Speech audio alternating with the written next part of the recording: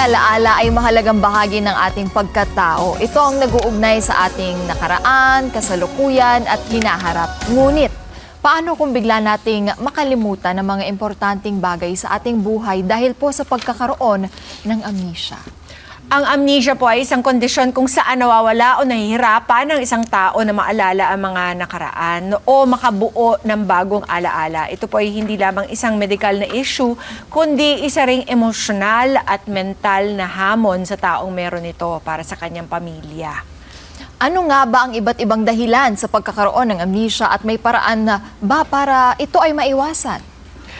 Para po sa mga napakarami naming tanong, meron pong sagot dyan. Makasama natin ang isang neurologist na si Dr. Paul Emmanuel Yambao. Naging bisita na rin natin siya before, kaya welcome back, Doc. Good morning. Doc, bati ka muna sa ating mga Good morning po sa ating mga kakada. And I'm happy to be back with Ma'am Pia.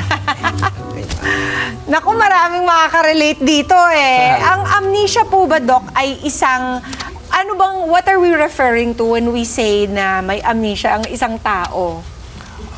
So amnesia, pag sinabi nating amnesia, ito yung condition wherein there is memory loss. No? So it's a general term, no? Pwede siyang maging simptomas ng ibang kondisyon. At marami ding uri ang amnesia, kamukha ng sinabi niyo, Ma'am Pia. Oo. At alam ko rin na maraming dahilan kung bakit nagkakaroon ng memory loss ang isang tao. Tama po ba, Doc? Yes. Ano ba maaaring maging dahilan kung bakit nagkakaroon ng memory loss?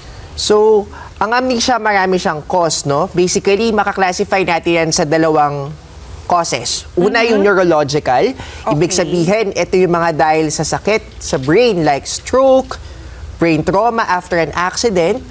At ang pangalawang category ng cause would be your psychological or functional.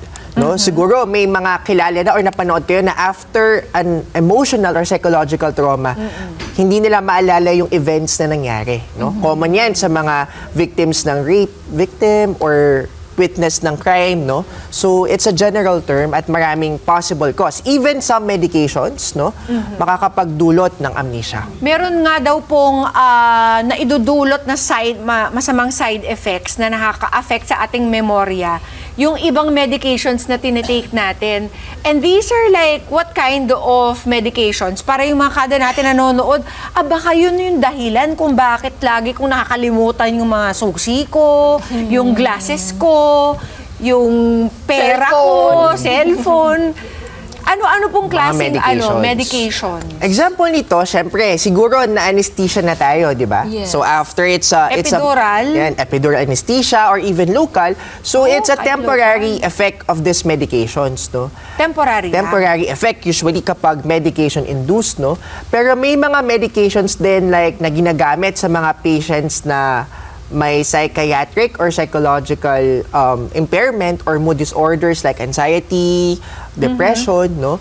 Kapag hindi tama ang pagbigay ng gamot or sobra, no, dun sa dapat lang na iniinom, pwede itong makapag-effect, no, sa concentration, leading to amnesia. Sabi nila, Doc, kahit daw yung mga over-the-counter drugs, like as simple as pain relievers, Pwede. or medications for some medications for allergy, nakaka-contribute to memory loss? Yes. So, yung mga simple medications like allergy or even vomiting, no, ang action kasi nito is dinidepress nila yung brain. No, depressant sila. So, temporary effect, nakakaantok, di ba? Kaya nga minsan, pag uminom kayo ng anti-allergy, naaantok kayo, no? So, pati yung concentration mo nun affected. That could lead to formation of problems in formation of memory, which is temporary lang naman. When we say temporary, gaano katagal yun? Okay? So, sa mga medications, usually, depende yan kung gaano katagal yung sa system yung medications, no? But usually, no, they would only take minutes to hours, no, para sa medications. Doc, totoo ba na kahit vitamin deficiency can cause memory loss or amnesia? Yes. What kind of vitamins? So, tama yun, no? So, ang brain kasi natin, kailangan niya rin ng nutrients, no? This Correct. includes your vitamins, no? So, ang example dito would be vitamin B, no? Vitamin B, no? Ang vitamin B, pag meron tayong deficiency, pwede itong mag-lead to affectation of the parts of the brain which are responsible for the formation of memory. So, pwedeng siyang mag-lead to amnesia. Kaya nga, ang mga chronic alcohol users, no? Sa alcohol kasi na-affect ang vitamin B, no? Kaya pag matagal tayong uminom ng alcohol at sobra ang amount, that could lead to a form of amnesia or dementia. So Doc, dapat pala kung umiinom tayo maraming vitamin B, ano pa? No? So, vitamins... Kasi at saka ang concept ng mga tao, kapag tumatanda ka, kaakibat nito ang memory loss. Totoo ba yun, Doc? Okay. So, habang tumatanda tayo, meron tayong normal aging process, no? So, nakakaligtaan natin yung mga ibang bagay, no? Pero, hindi normal kung ito ay nakaka-disrupt na sa ating gawain. So, kunyari, hindi mo na magawa yung dati mong function, no? Hindi ka na nakakapaghugas ng pinggan, hindi ka na nakakapagluto kasi hindi mo na alam yung Ricardo's ingredients sa pagluluto, kunyari si Mami. So, hindi yun part ng normal aging, no? Okay, so hindi natin dapat tanggapin Oo. yung memory loss natin as Part of aging. as part of aging. So hindi totoong dahil tumatanda lang tayo kaya tayo nawawala ng memorya. Natanong ko nga yan kanina kay Doc off-cam, kung may mga bata rin ba na Yes. nagkakaroon ng ganito, amnesia. Okay. So, ang amnesia, pwedeng actually maka-epekto Yes. ito sa lahat ng age group, no? So, halimbawa na nga, sabi ko marami siyang cause, no? Kunyari, ang mga na-trauma ang brain, nauntog ka, na-aksidente ka, no? Kumbaga, maalog yung brain mo, no? And that could cause amnesia, no? So, sa mga batang na-aksidente or yung mga batang may psychological trauma, Yes. no? Yung ating mga rape victims, victims ng domestic abuse, no? Pwede silang magkaroon ng amnesia din. Oo. Is that a way for our body to is it a coping mechanism kung bakit tayo binibigyan ng memory loss? Siyempre, it's a trauma.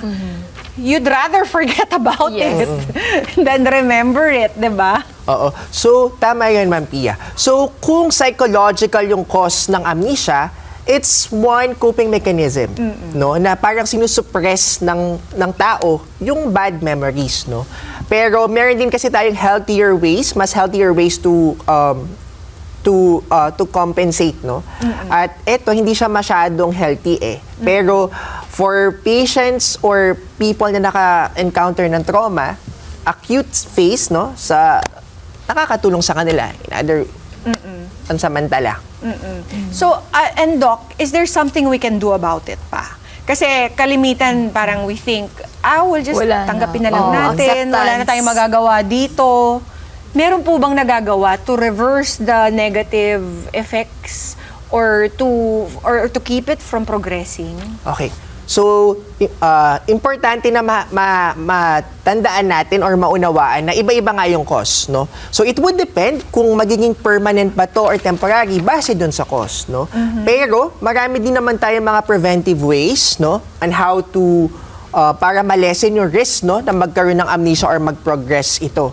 Katulad ng sinabi ko, one of the cause would be aksidente. Pag laging nauuntog, no? So, kung mahilig kayo sa extreme sports, no? Or nagmo-motorcycle, siguro wearing a helmet would help you prevent na magkaroon ng head trauma which could lead to dementia, no?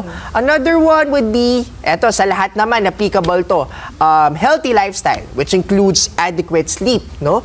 Kasi ang sleep deprivation nakakaapekto yan sa pag-consolidate ng memory. Di ba kaya nga pag kulang ka sa tulog, parang Wala kang matandaan. wala kang matandaan. Or sa At saka work, wala wala pa kang naman papasok, no?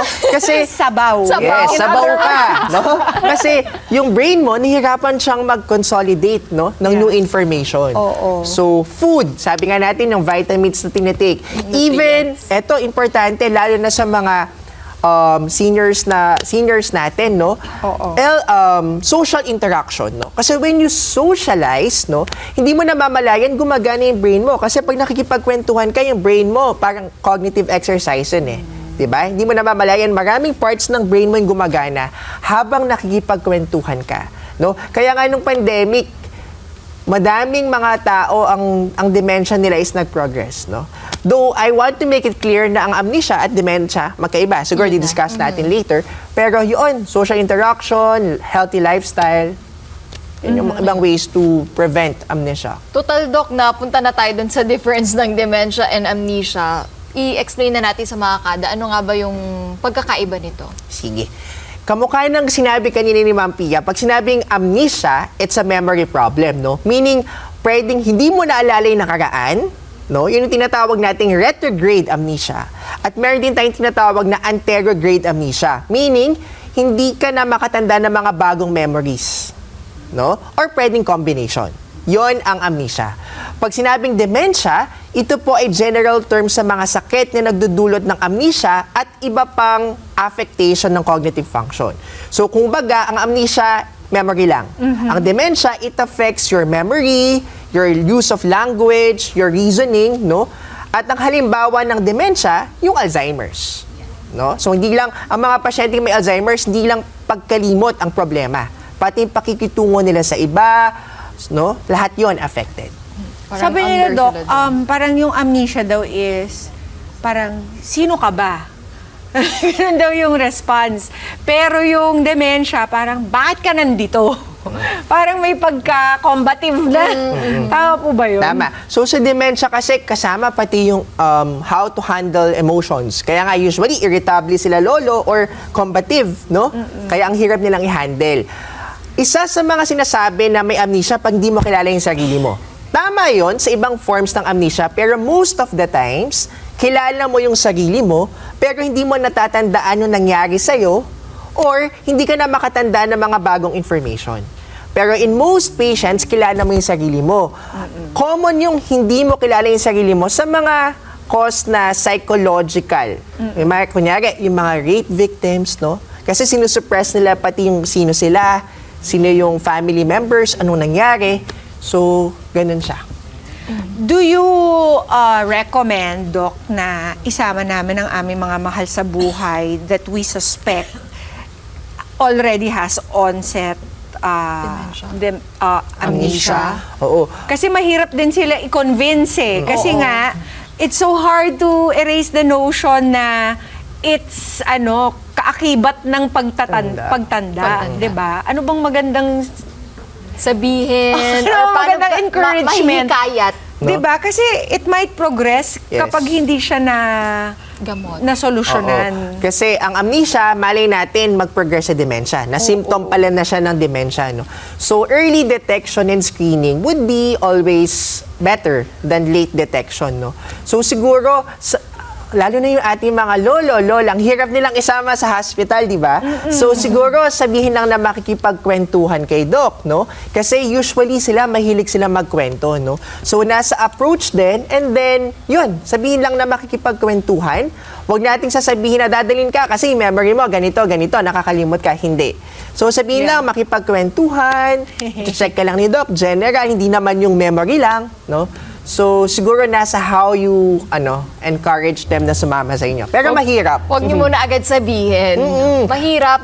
Lalo na kapag narinig na nila yung check-up or hospital, parang doon pa lang na lumalayo na sila, di ba? Kasi malaki pa ang magagawa to keep it from progressing, Doc. At baka makatulong pa to strengthen their memory. Yes. 'Di ba?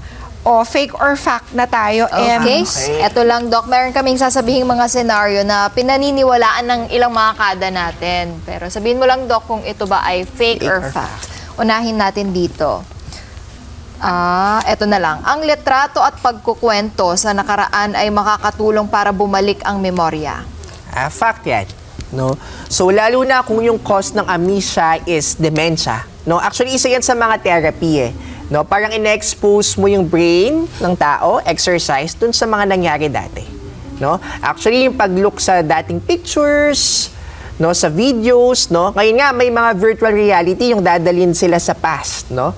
Yung itsura ng bahay nila dati, no? Yun yung makikita nila, no? So, nakakatulong siya. It's part of the therapy, no? Especially for patients with dementia. okay. Tulong. Nice. Kaya importante pa rin yung mga may photo albums, no? Para halimbawa mapatingin ka lang dito, di ba may mga nakadisplay tayo dyan, o kaya Yeah. photo frames. ganyan. Kasi di ba kailangan din natin tandaan, nasabi niyo yung photo album eh. Kasi ang memory attached, may emotional attachment Yes. din yan eh. Oo. Hindi lang siya pag sinabing memory, matatandaan mo lang. Hindi. May mga bagay na pag natandaan mo, may certain emotions kang mararamdaman. Yes. So, ganun siya. Tama. Next, Doc. Kung ang taong may amnesia ay nabagok, posibleng magbalik ang kanyang alaala. Kaya pala yung iba yung sa mga movies, halimbawa, di ba, nauntog, Doc, tapos na amnesia na, iuntog ulit nila para bumalik. Totoo ba yun? Okay. So, sabi ko nga, isa sa most common cause would be trauma. Pag sinabing physical trauma, aksidente, nauntog, no? Maalog yung brain natin, no? Pero depende kung gaano yung damage na nagawa sa brain, no? So, kung simpleng alog lang, no? In layman's term, babalik yan, no? Parang, di ba minsan, na ano na kayo na parang malakas, tapos parang na-blackout lang kayo or nalasing, di ba? Minsan may blackouts after alcohol intake. Pero babalik din siya. Kung simple lang yung or mild lang yung trauma, no? Pero kapag major yung trauma, no? Yun yung magiging permanent na, yung memory impairment. So, hindi pwede. Baka lalo lumala. Yun na nga eh. baka Pero wag may ibabagok makauntog ulit. ulit. Please, Parang don't pinorse do na yung that. pag-untog. Anyway, Doc, meron pa ba kayong additional na payo para sa ating mga kada? Advice? Okay, sa ating mga kada, no? So always remember po na kung meron tayong nararamdaman na simptomas, amnesia man ito, pagkalimot, or bagong simptomas, wag na po tayong mag-delay, no? Sa pagpunta sa experts, no? Or doktor na malapit sa inyo. Kasi malay natin, may solusyon pa at matulungan po kayo. Thank you, Doc. Thank you. Maraming salamat for being with us at sa mga Salamat. impormasyon na iyong inihatid sa amin. Kung meron ba silang karagdagang katanungan, saka ba nila pwedeng mahanap or makontak? Actually, ako po ay taga Pampanga, pamakanin. Uy, afam. Kapampangan. So, sa mga taga Pampanga, I usually do my clinic spot at Medical City Clark. No? Or at Maliwat ENT Clinic and sa mga taga Magalang sa Duya Medical Clinic. So, yun po. Kay Doc Duya? Yes. Under Doc Duya? Under Doc Duya. Okay, next time si Doc Duya naman Ang invite. guest Sa heart nyo. naman siya. Sa heart siya, cardiologist. Anyway, maraming salamat. Thank you, Doc. At mga Thank you, Ma'am kada, Emma. ang bawat yakap, kwento at pag-unawa sa taong may amnesia ay hakbang po patungo sa muling pagkilala sa sarili at mundong kanyang ginagalawan. Tandaan na maaaring maglaho ang alaala, ngunit ang pagmamahal ay mananatili at magsisilbing gabay at lakas ng taong may amnesia. Mga Kanet 25, this is Pia Guanyo Mago. For more Kada Umaga updates, please click the subscribe button and follow us on Net25 social media pages at Net25 TV and at Net25 Entertainment Facebook page. See you guys. Bye!